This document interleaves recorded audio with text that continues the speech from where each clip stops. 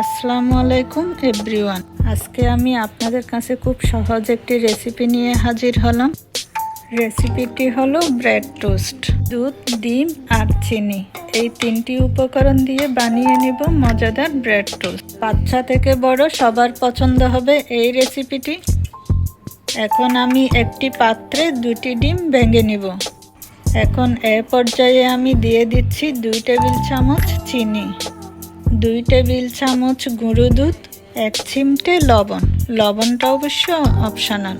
এখন সবগুলো উপকরণ খুব ভালোভাবে মিশিয়ে নিব। এখন আমি একটি ছুরির সাহায্যে পাউরুটির চারপাশটা কেটে নেব। পাউরুটিটি আমি ত্রিভুজাকৃতি করে কেটে নিয়েছি। এখন একটি প্যানে তেল গরম করে নেব।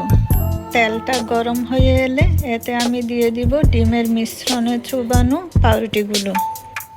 পাউরুটিগুলো তেলে দেওয়ার পর চুলার আঁচ কমিয়ে দিতে হবে, তা না হলে পুড়ে যেতে পারে। এভাবে সবগুলো পাউরুটি আমি উল্টিয়ে পাল্টিয়ে হালকা বাদামি করে ভেজে নেব। তো বন্ধুরা, দেখতেই পেলেন কত সহজেই ডিম পাউরুটির একটি নাস্তা তৈরি করে নিলাম। আশা করছি ডিম পাউরুটির এই নাস্তাটা আপনাদের ভালো লাগবে। আর ভালো লাগলে একটি সাবস্ক্রাইব করে আমার পাশে থাকবেন। আল্লাহ হাফেজ।